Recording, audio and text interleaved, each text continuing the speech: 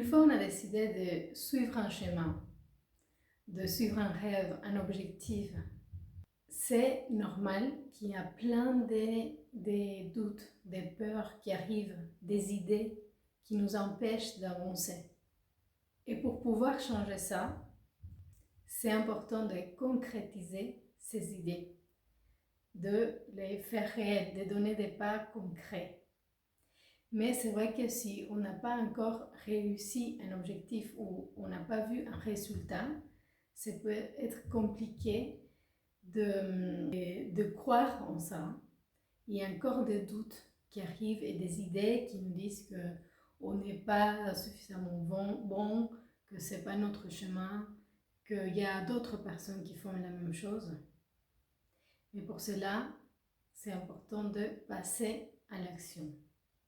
Et oui, je sais que c'est plus facile le dire que le faire parce que c'est, on va dire, un combat constant quand on a plein de ce type d'idées qui sont ancrées en nous.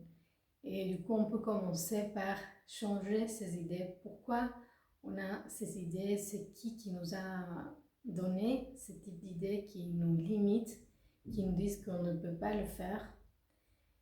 Et ça peut être un peu par l'introspection, de savoir d'où ça vient. Mais même si on a compris un peu que ça peut être notre entourage, les croyances d'autres personnes, ils peuvent rester en nous. Et c'est pour ça important de changer petit à petit ce type d'idées, à se dire et à comprendre que si on a quelque chose, on a envie de faire quelque chose, c'est parce qu'on est censé de le faire.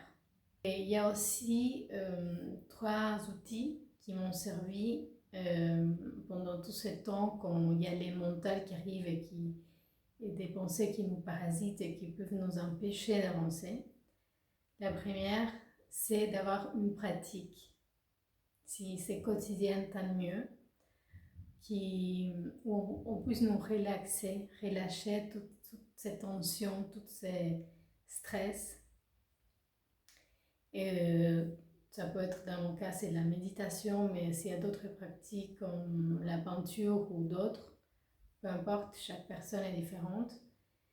Et ou sinon, une activité physique qui nous ramène au corps pour sortir de tous les mentales. Oui, ça peut être la marche, le sport ou la danse, le yoga, c'est ce qui marche le mieux pour moi. Deuxième, comme je disais tout à l'heure, c'est savoir que si on a un appel, c'est parce qu'il y a quelque chose que nous devons faire avec ça. Donc c'est pas juste une idée qui est venue, surtout si ça reste dans le temps. Si c'est pas juste une envie d'une semaine, un mois, sinon quelque chose qui est en nous. Il faut savoir qui est là pour quelque chose. Et pas tout le monde a le même appel. Et même si c'est un truc plus commun, ta façon de le faire, ta perspective est unique. Et tu as besoin de donner ton approche. Et la troisième, c'est t'aider en écoutant ou en lisant d'autres personnes qui ont fait déjà ces chemins ou qui vont te donner de la motivation. Parce que c'est vrai que normalement notre entourage ne nous soutient pas ou ils ne sont pas d'accord avec ce qu'on a envie de faire. Du coup, on a besoin d'autres personnes et à chaque fois de continuer à se motiver et écouter d'autres expériences qui puissent nous enrichir et pour pouvoir avancer.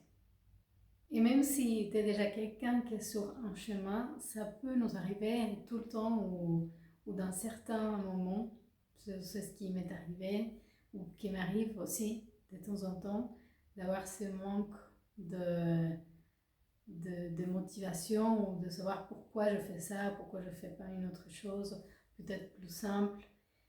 Et, mais du coup, c'est un constant rappel que je me fais et en même temps, je souhaite faire aux autres. Comme ça, on sait qu'on n'est pas seul dans ces types de problématiques.